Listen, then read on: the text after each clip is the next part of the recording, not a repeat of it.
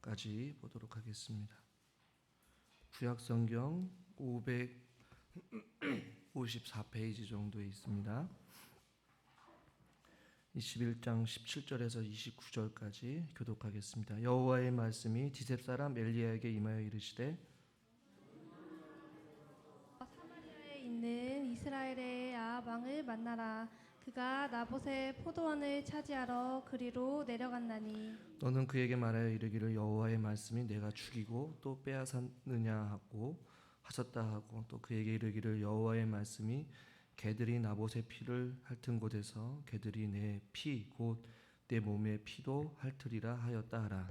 아합이 엘리야에게 이르되 내 대적자여 내가 나를 찾았느냐. 대답하되 내가 찾았노라. 내가 내 자신을 팔아 여호와 보시기에 악을 행하였으므로 여호와의 말씀이 내가 재앙을 내려 내가 너를 쓸어버리되 내게 속한 남자는 이스라엘 가운데 매인자나 노인자를 다 멸할 것이요 또 내 집이 느밧의 아들 여로보암의 집처럼 되게 하고 아히야의 아들 바하사의 집처럼 되게 하리니 이는 내가 나를 노하게 하고 이스라엘이 범죄하게 한 까닭이니라 하셨고 이세벨에게도 대하여도 여호와께서 말씀하여 이르시되 개들이 이스라엘 성읍 곁에서 이세벨을 먹을지라. 아합에게 속한 자로서 성읍에서 죽은 자는 개들이 먹고 들에서 죽은 자는 공중의 새가 먹으리라고 하셨느니라 하니 예로부터 아합과 같이 그 자신을 팔아 여호와 앞에서 악을 행한 자가 없음은 그를 그의 아내 이세벨이 충동하였음이라. 그가 여호와께서 이스라엘 자손 앞에서 쫓아내신 아모리 사람의 모든 행함같이 우상에게 복종하여 심히 가증하게 행하였더라. 아합이 이 모든 말씀을 들을 때 그의 옷을 찢고 굵은 배로 몸을 동이고 금식하고 굵은 배에 누우며 또 풀이 죽어 다니더라. 여호와의 말씀이 디셉 사람 엘리야에게 임하여 이르시되 같이 읽죠. 아합이 내 앞에서 겸비함을 내가 보느냐. 그가 내 앞에서 겸비함으로 내가 재앙을 저의 시대에는 내리지 아니하고 그 아들의 시대에야 그의 집에 재앙을 내리리라 하셨더라. 아멘. 아멘. 주일 오전 예배에 나오신 여러분 환영하고 축복합니다. 우리 옆에는 이렇게 인사합시다. 호흡이 멈추는 순간까지 하나님을 찬양하겠습니다.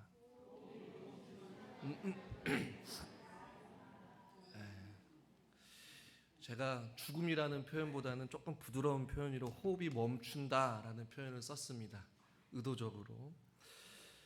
나봇에 대한 죽음에 대해서 우리가 지난 시간에 말씀을 나눠봤습니다. 여러분 죽음에 대해서 생각해 보신 적 혹시 있으십니까? 신방을 다니면서 많은 어르신들을 대하다 보면 죽음에 대해서 많은 것들을 생각하게 돼요.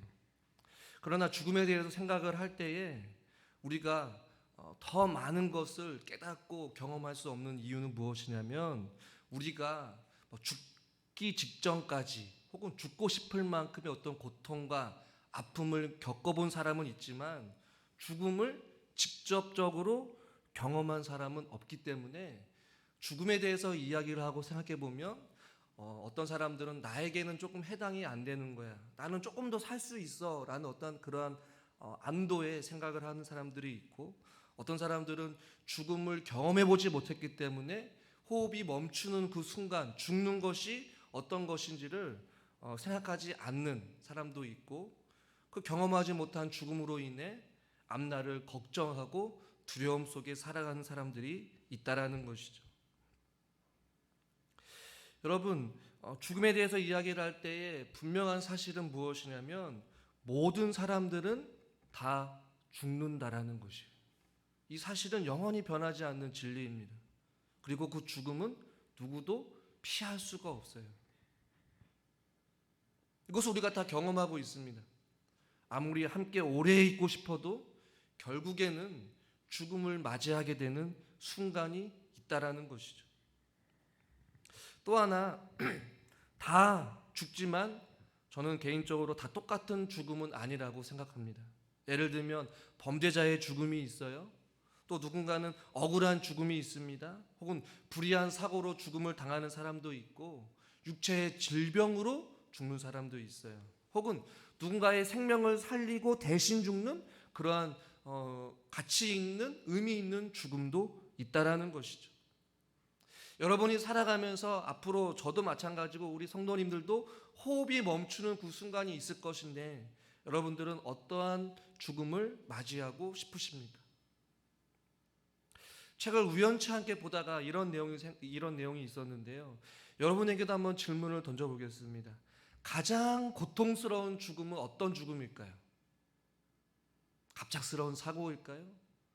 그냥 시름시름 끊임없이 고통스러운 아픔을 계속 가지고 있다가 서서히 죽어가는 것이 가장 고통스러운 죽음일까요?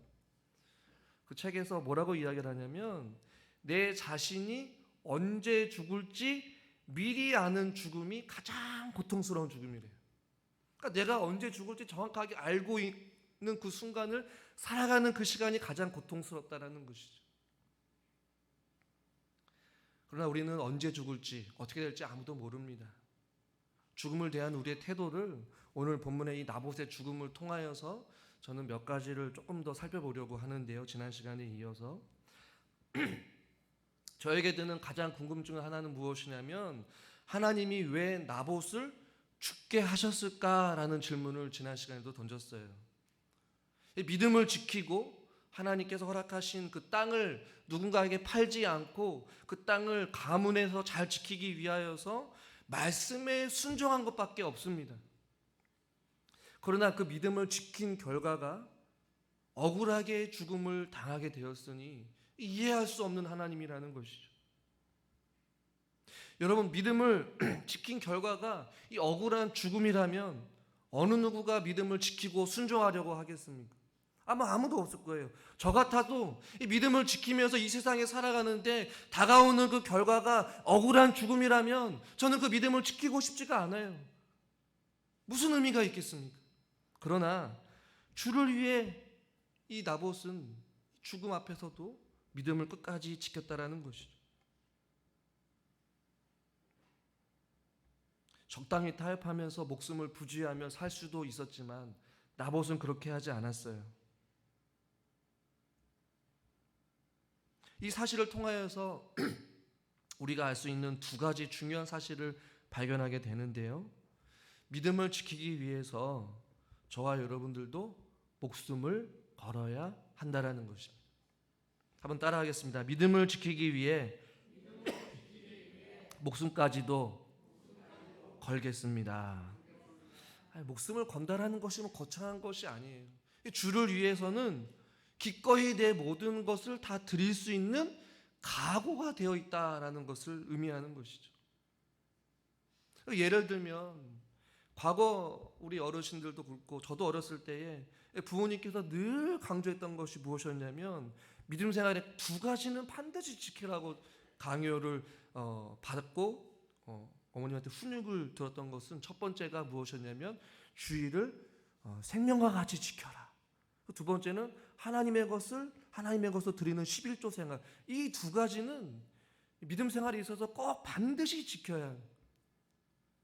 몸이 아파도 어머님이 저를 짊어지고 교회에 눕혀서라도 예배를 드리면서 안식일, 주일을 거룩하게 지켜야 하는 이 생명과 같이 여겨야 되는 삶의 가장 우선순위가 주의를 지켜야 하는 어떤 그러한 삶의 가르침을 저는 받았어요.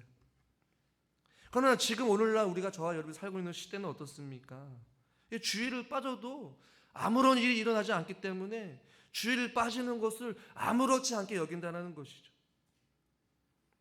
분명히 성경에 안식일을 거룩하게 지키라고 말씀함에도 불구하고 그 말씀이 무색할 정도로 잘못된 해석과 적용을 통하여서 그리고 주의를 빠지다 보니까 어떤 일이 일어나지 않는 거예요. 나에게 불행이 일어난다거나 어떤 환난이 일어나거나 하나님의 책망이 없기 때문에 그것에 대한 죄책감이나 죄의식이 없이 말씀에 대한 무감각해져 버린 신앙생활을 하게 되는 것이죠.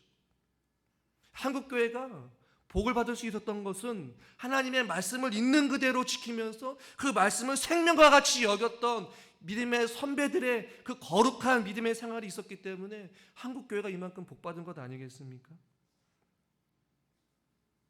그러나 이 나봇이 믿음을 지켰지만 결과는 죽음이었어요. 전혀 예상하지 못했던 결과였어요. 그러나 나봇은 죽음으로 순종합니다. 그래서 믿음을 지키되 목숨까지도 우리가 걸어야 하지만 한 번 더 믿음으로 고백해 볼까요? 믿음을 지키되 그 결과는 하나님께 맡기자. 무슨 말씀인지 아시겠죠? 믿음을 지키되 기꺼이 내 모든 것을 드려야 돼요. 그리고 그 결과가 때로는 나보다 같이 예상치 못했던 죽음으로 혹은 예상치 못했던 우리의 손해로, 우리의 아픔으로, 우리의 고통으로 찾아온다 할지라도 우리가 선택해야 될 것은 무엇이냐면 바로 믿음으로 순종하는 삶인 것이에요. 그 결과가 비록 우리가 생각과 다른 결과를 가져온다 할지라도 말이죠. 그것이 죽음이라면 우리는 죽음을 기꺼이 받아들여야 돼요. 말씀을 지키는 것과 내가 손해를 보는 것, 내가 어떠한 아픔을 겪는 것다 할지라도 우리가 결정해야 될 것은 나를 위한 결정이 아니라 주님을 위한 결정, 내 어떠한 육체적인 만족과 내 즐거움을 위한 결정이 아니라 하나님의 나라와 그의 의를 구하는 믿음의 선택을 우리들이 해야 한다는 것이죠. 나봇은 얼마든지 좋은 조건 속에서 더 많은 부를 가질 수 있었어요. 더 좋은 땅을 가질 수 있었어요. 그러나 나봇은 더 좋은 땅, 더 좋은 가치 있는 더 많은 돈을 가진 것을 포기하고 믿음을 지키기 위해 기꺼이 죽음을 선택한 것이죠. 두 번째, 하나님의 말씀이 생명을 건 만큼의 가치가 있다라는 사실을 우리에게 교훈해 줍니다. 출애굽 당시에 모세는 목숨을 걸고 바로왕 앞에 서서 자기 백성 이스라엘 백성들을 내놓으라고 찾아갔어요. 죽을 수도 있었지만 모세는 하나님이 주신 그 사명, 하나님께 주신 그 명령, 그 말씀이 자기 목숨보다 더 가치 있고 귀하게 여겼기 때문에 믿음으로 순종한 것 아니겠어요? 다니엘과 그의 친구들도 믿음을 지키기 위해서 기꺼이 이방 민족의 명령을 어기고 하나님 앞에 기도하고 무릎 꿇습니다. 신앙의 순결을 위해서라면 기꺼이 그들의 삶을 드린 것이죠. 오늘 엘리야 역시도 아합 왕 앞에서 담대하게 믿음을 선포합니다. 자기 자신을 죽이려고 눈을 부릅뜨고 있는 그 상황 속에서 그가 숨어 있지 아니하고 하나님 명령 앞에 하나님의 말씀이 생명을 걸 만큼의 가치가 있고 귀하다라는 것을 알기 때문에 그 말씀으로 순종한 것이죠. 이것이 하나님 믿는 사람들이 살아가야 될 바른 모습이라는 것이죠. 여러분, 하나님의 말씀이 가장 무엇보다도 가장 귀하고 소중하다는 사실을 여러분 믿으십니까? 우리 실제적인 삶 속에서는 하나님의 말씀보다는 부귀 영화, 돈, 명예, 권력, 우리의 즐거움이 더 귀하다라고 생각을 하기 때문에 말씀 앞에서 우리가 타협하는 것이고 무너지는 것이고 세상 앞에 넘어지는 것이에요. 여러분, 예수님도 하나님의 말씀, 하나님이 우리에게 허락하신 구원의 약속의 말씀이 더 귀하기 때문에 기꺼이 이 땅 가운데 가장 낮은 자의 모습으로 오셨고 친히 십자가에 달려 돌아가신 줄 믿으시길 바랍니다. 무엇 때문에요?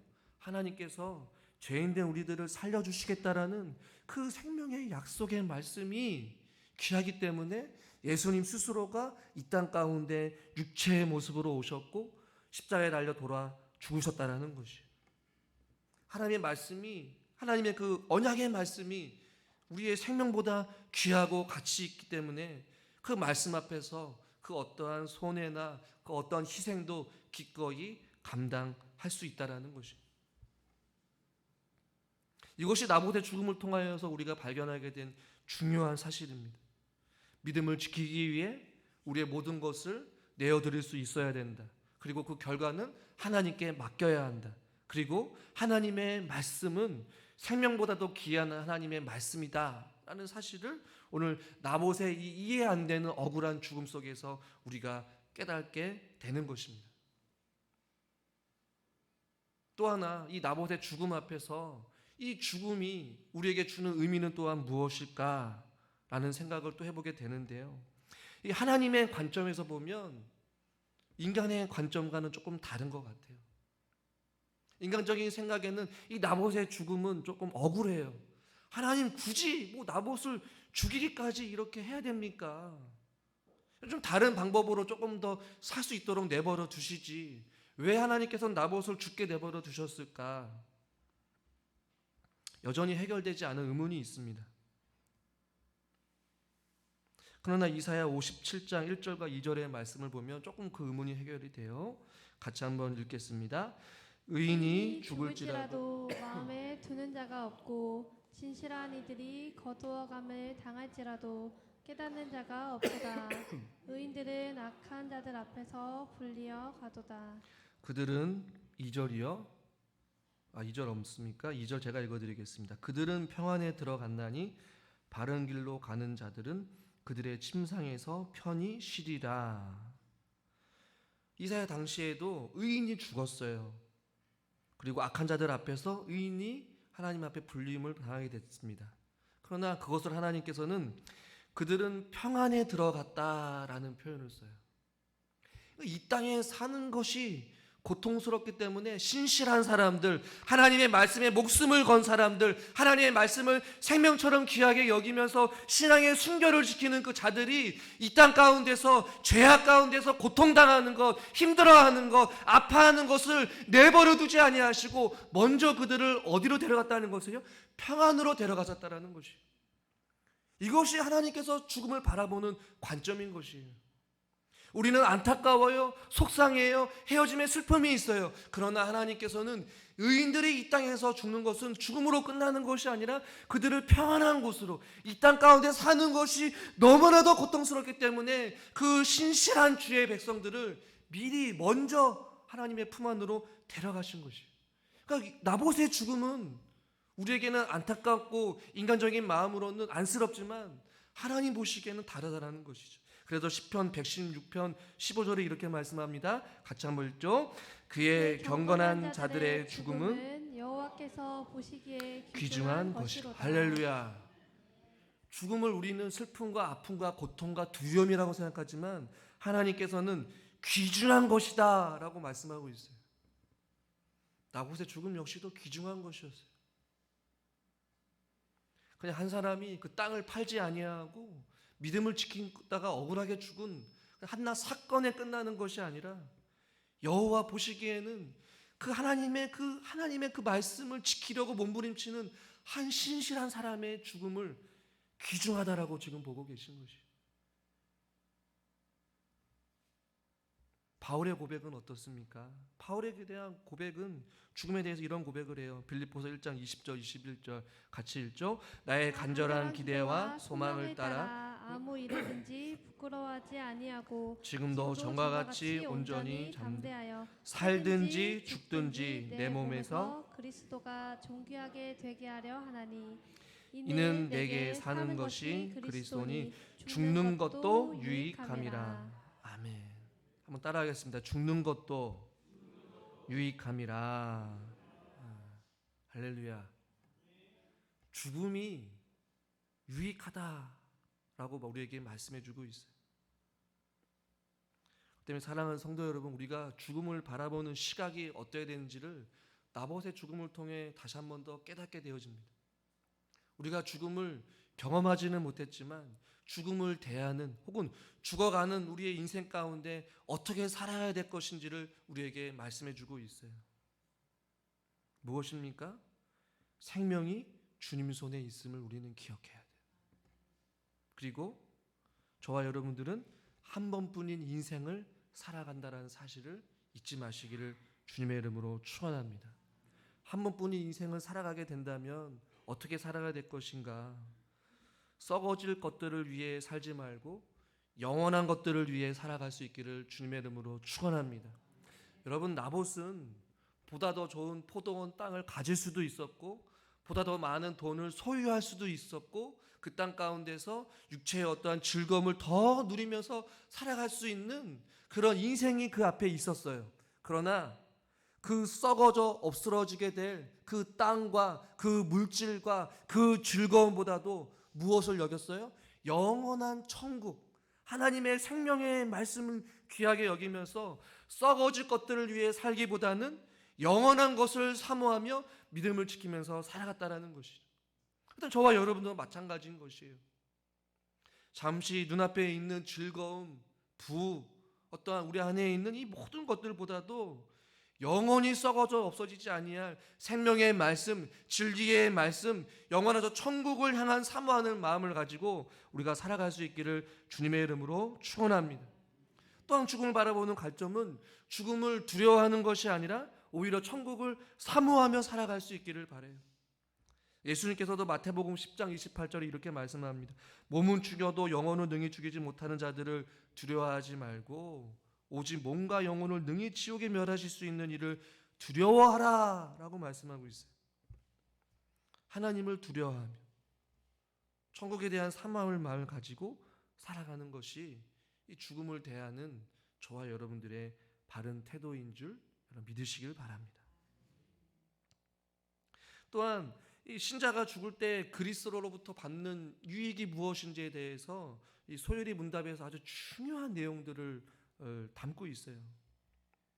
신자가 죽을 때에 그리스도로부터 받는 유익은 무엇일까라는 질문에 이렇게 답을 합니다. 신자가 죽을 때에 그 영혼은 첫 번째로 완전히 거룩하게 되고, 두 번째는 즉시 영광 중에 들어가고, 세 번째는 그 몸은 여전히 그리스도께 연합되어지고, 마지막 네 번째는 부활 때까지 무덤에서 쉰다. 이렇게 말씀하고 있어요. 화면을 계속 띄워주시면 나봇의 죽음을 통해서 죽는 것이 우리에게 유익이다. 또 바울 역시도 그리스도인이 죽는 것이 내게는 유익하다. 또 여호와 보시기에 의인의 죽음은 귀중한 것이다라고 했던 그 이유는 그 죽음을 통하여서 얻는 우리에게 유익은 첫 번째는 무엇이냐면 완전하게 거룩하게 된다는 것이에요. 이 세상에 살아가면서 죄와 오염으로부터 완전히 자유로움을 얻게 되는 그런 상태에 이르게 된다는 것이에요. 영혼의 완전한 의로움과 그리스도의 형상이 완전하게 회복되어지는 그것을 죽음을 통하여서 경험하게 된다는 것이죠. 그러니까 죽는 것이 우리에게는 유익하다는 것이죠. 이 땅을 살아가면서 죄로부터 오염되게 되고 때로는 하나님과 멀어지게 되고 불순종하게 되고 죄의 속박으로부터 우리가 완전히 자유로움을 누리지는 못할 수도 있지만 죽는 순간 우리는 완전하게 거룩하게 되어서 내가 거룩하니 너희도 거룩하라 라고 말씀하신 그 거룩의 상태에 이르게 됨으로 말미암아 우리가 살게 된다는 것이에요. 두 번째 유익은 즉시 영광 중에 우리가 들어간다는 것이죠. 영광 중에 계신 주님과 영원하도록 교제를 누리는 것이에요. 그곳에 대해서 천국에 대해서 뭐라고 표현하냐면 히브리서 12장 22절부터 24절까지 보시면 그러나 너희가 이른 곳은 시온산과 살아계신 하나님의 도성인 하늘의 예루살렘과 천만 천사와 하늘에 기록된 장자들의 모임과 교회의 만민의 심판자이신 하나님과 온전하게 된 의인들의 영들과 새 언약의 중보자이신 예수와 함께 거하는 곳이다 라고 말씀하고 있어요. 그곳에 가는 거예요. 성경에 보니까 하늘의 도성인 하나님의 예루살렘, 천만 천사, 그리고 하나님과 온전하게 된 의인들, 이 믿음의 선배들, 그 사람들과 또 새 언약의 중보자이신 우리 예수 그리스도와 함께 영광 중에 같이 거하는 것이요. 할렐루야. 그것이 죽음에 대한 유익이라는 것이에요. 목사님, 지금 우리가 살고 있는 이곳이 천국 아니겠습니까? 우리 앞에 펼쳐진 즐거움이 얼마나 많은데요. 먹고 마시고 즐기고 볼 수 있는 그 즐거움이 얼마나 귀한데요. 저도 비록 천국에는 아직 가보지 못했지만 천국에는 비교할 수 없는 하나님의 영광 중에 하나님과 우리 예수 그리스도와 믿음의 수많은 의인의 영들이 천군 천사들이 함께 거하는 그곳에 영광 중에 들어간다라고 성경은 말씀하고 있어요. 그런데 그 답에 보니까 즉시 영광 중에 들어간대요. 이 땅과는 비교할 수 없는 곳으로 우리를 이끌어 주시는 그 하나님의 은혜. 그러니까 죽음이 우리에게는 유익하다라는 것이. 세 번째는 그리스도와 연합한다라는 것이. 여러분, 우리가 이 땅 가운데 살아가면서 주님과 동행하는 것, 주님과 함께하는 삶이 얼마나 기쁜지, 얼마나 행복한지를 우리가 간접적으로 경험합니다. 힘이 들 때마다 우리가 찬양을 통하여서 위로를 받고, 기도할 때 하나님께서 응답하시고, 우리가 간구할 때에 하나님께서 우리의 상한 마음을 위로하여 주시고, 우리의 눈물을 닦아주시고, 우리의 찢겨지고 상처받은 영혼을 치료하시고 회복하시는 그 하나님의 은혜를 경험한다라는 것이에요. 무엇을 통해요? 성령 하나님과의 연합 속에서, 하나님과의 동행함 속에서. 그러나 죽음 이후에 그리스도와 연합 가운데서는 이제는 그보다 더 큰 하나님의 은혜를 누리게 된다라고 우리에게 약속하고 있다라는 것이에요. 그러니 우리가 그것을 사모할래야 사모 안 할 수밖에 없는 것이죠. 간절히 사모하는 것이죠. 그러나 그것을 경험하지 못한 사람들은 여전히 세상의 것들을 추구할 수밖에 없어요. 여러분, 기도하면서 내 기도하는 그 시간이 그때가 가장 귀하고 즐겁도다는 찬양의 가사와 같이, 여러분이 기도할 때 여러분의 인생 가운데 가장 기쁘고 가장 행복하십니까? 할렐루야. 이 생명의 말씀을 듣고 하나님과 예배하고 하나님의 사람들과 함께 믿음의 교제를 나누며 하나됨을 통하는 이 즐거움이 지속된다라고 생각을 해보세요. 목사님, 그거는 좀 빼주세요. 그러나 예배를 통해 누리는 그 기쁨, 하나님께 주시는 그 평안을 누리는 자들은요, 그것을 더 사모할 수밖에 없어요. 하나님의 선하심을 맛본 자들은 그 하나님의 선하심을 계속 맛보가 알기 위해 주의 말씀을 더 사모하고, 주님 앞에 더 무릎 꿇고, 주님과 함께 더 연합하기를 위해 더 하나님을 가까이 한다는 것이죠. 그러나 신자의 죽음은 그리스도의 완전한 연합 속에서 그 모든 것을 영원토록 누리는 그 시간들이 그들에게 허락된다는 것이죠. 그리고 마지막, 신자들의 육체의 부활 때까지 무덤에서 쉬는 것이에요. 안식을 누리는 것이죠. 여러분, 우리가 인생 하루하루가 얼마나 고단하고 힘듭니까? 아닌 사람들도 있겠죠. 그러나 주님 품 안에서 부활할 때까지 무덤에서 편하게 쉰다라고 우리에게 말씀하고 있는 것이죠. 사랑하는 성도 여러분, 우리가 그렇기 때문에 호흡이 멈추는 그 순간까지 우리가 어떠한 모습으로 살아가야 될 것인가, 나봇의 이 죽음을 통하여서 우리 성도님들과 제가 많은 것들을 깨달을 수 있기를 주님의 이름으로 축원합니다. 그리고 이 나봇의 죽음을 기록한 이유는 바로 거기에 있어요. 사랑하는 주의 거룩한 백성들이 이 땅 가운데 살아가면서 허무한 것들을 쫓으면서 인생을 살아가는 것이 아니라, 그 죽음 앞에서도 흔들리지 아니하고 하나님의 말씀을 신실하게 지키면서 주님과 함께 살아가기를 바라는 하나님의 선하신 뜻과 섭리가 오늘 나봇의 죽음을 통하여서 우리에게도 도전해주고 있습니다. 우리가 직접적으로 경험해보지 못했던 죽음 앞에서 우리들이 하나님 앞에 우리의 생명을 맡기고 하나님 앞에 겸손히 나아가 우리가 믿음 안에서 저 천국을 바라보며 살아갈 수 있기를 주님의 이름으로 축원합니다. 하나님 아버지, 나봇의 죽음 그냥 사건으로 끝나는 것이 아니라, 그냥 한 사람의 억울한 죽음으로 끝나는 것이 아니라, 믿음을 지키고 하나님의 말씀을 생명과 같이 여기면서 죽음 앞에서도 굴하지 아니하고 주님 앞에 나아갔던 그 나봇의 죽음을 통하여서 다시 한 번 더 우리의 인생을 생각해 보게 하여 주시옵소서. 영원한 삶을 사모하게 하여 주시옵시고, 저 천국을 바라보게 하여 주시고, 바울과 같이 이는 내게 사는 것이 그리스도니 죽는 것도 유익함이다 라는 이 말씀을 기억하면서 여호와께서 보시기에 귀중한 것으로 여기는 아름다운 삶을 우리들도 살게 하여 주시옵소서. 예수님의 이름으로 기도드리옵나이다. 아멘.